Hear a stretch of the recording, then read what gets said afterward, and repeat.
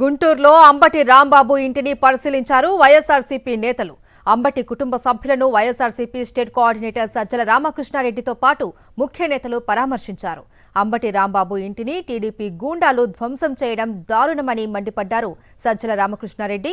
ప్రజలు మీకు అధికారం ఇచ్చింది ఇందుకనా ప్రశ్నించారు. తిరుమల లడ్డూలో కొవ్వు కలిసిందని సీఎం హోదాలో చంద్రబాబు చెప్పారు అని గుర్తు చేశారు. బాధ్యతాయుతమైన పదవిలో ఉండి బాధ్యతారాహిత్యంగా ఎలా మాట్లాడతారు అని ప్రశ్నించారు. కల్తీ నిజమంటూ ఫ్లెక్సీలు వేసి దుష్ప్రచారానికి దిగారు అని మండిపడ్డారు సజ్జల రామకృష్ణారెడ్డి. దేనికి అధికారం వీళ్ళకి ఇచ్చిందో అర్థం కాలేదు. అసలు నిన్న జరిగిన దానికి మూల కారణం ఎక్కడి నుంచి మొదలైంది ఈ పర్టికులర్ దీనికి చూసినా తిరుపతిలో పవిత్రమైన తిరుమల శ్రీ వెంకటేశ్వర స్వామి ప్రసాదం లడ్డూలో జంతువుల కొవ్వు కలిసి ఉంది అన్నది ఎవరో అరాచక శక్తులో లేక ఇర్రెస్పాన్సిబుల్ బాధ్యతారహితంలో లేకపోతే తాగి మాట్లాడిన వాళ్ళు కాదు.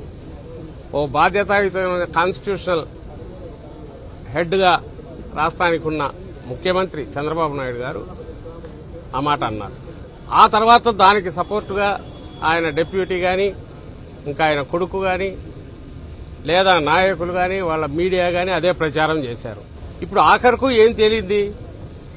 దేశంలో 2 ప్రతిష్టాత్మకమైన ల్యాబొరేటరీలు అదే అబద్దమని తేల్చాయి. అబద్దమని తేల్చినప్పుడు మేమొకరమే కాదు, జగన్మోహన్ రెడ్డి గారి మీద అంత విపరీతమైన నీచమైన లేదా మా పార్టీ మీద అంత నీచమైన ఆరోపణ చేసేందుకు మేము రియాక్ట్ కావడం మాకు హక్కు ఉంది. ఇది కాక నిష్పాక్షికంగా మాట్లాడే సమస్యను సమస్యగానో అంశాన్ని దాని న్యూట్రల్ గా నిష్పాక్షికంగా మాట్లాడే మేధావులు కూడా దాన్ని ప్రశ్నించారు. అయ్యా, అంత రెస్పాన్సిబుల్ పొజిషన్ లో ఉండేవాళ్ళు అంత ఇర్రెస్పాన్సిబుల్ గా ఎట్లా మాట్లాడినారు? కనీసం నాది పొరపాటునన్నా ఒప్పుకోండి అన్నారు. సుప్రీంకోర్టు కూడా ముందు అదే చెప్పింది. వాళ్ళ దృష్టికి రాగానే వాళ్ళు కూడా ఓ బాధ్యతాయుతమైన స్థానంలో ఉన్న వాళ్ళు కంక్లూజన్కి ఎట్లా వచ్చారు, ఎట్లా ఇచ్చారని దాని గురించి ప్రశ్నిస్తున్నాం. దాని గురించి ఆయన చంద్రబాబు నాయుడు గారు ఈ రోజు వరకు ఇది జరిగిన 4-5 రోజులు ఇది బయటకు వచ్చి ఇంతవరకు మాట్లాడలా.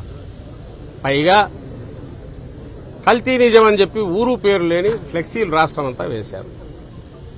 దాంట్లో ఎవరు ఫోటోలు పెట్టారు? జగన్మోహన్ రెడ్డి గారి ఫోటో, టీటీడీ మాజీ చైర్మన్లు మా పార్టీ నాయకులు వైవి సుబ్బారెడ్డి గారిది, కరుణాకర్ రెడ్డి గారి ఫోటోలు పెట్టారు.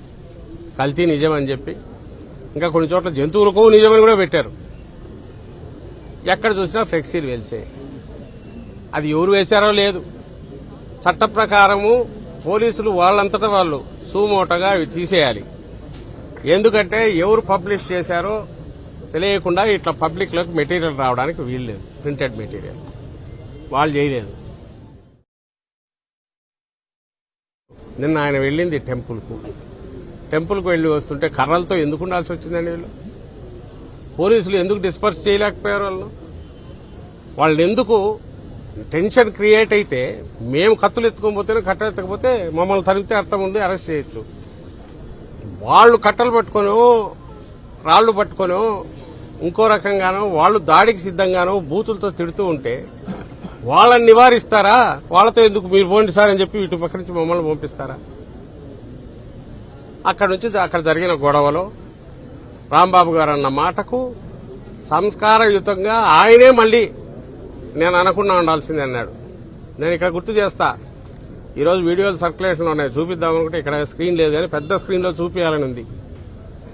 ముఖ్యమంత్రి అమ్మ మొగుడు, ముఖ్యమంత్రి తల్లి మొగుడు అని ఇద్దరు అన్నారు. చంద్రబాబు నాయుడు అన్నాడు, పవన్ కళ్యాణ్ అన్నారు. వీడియోలు ఉన్నాయి. ఇంకా ఇవాక చాలా బూతులు అన్నారు. ఇంకా ఆయన ఇప్పుడు కాబోయే ముఖ్యమంత్రి అంటున్నారు లోకేష్.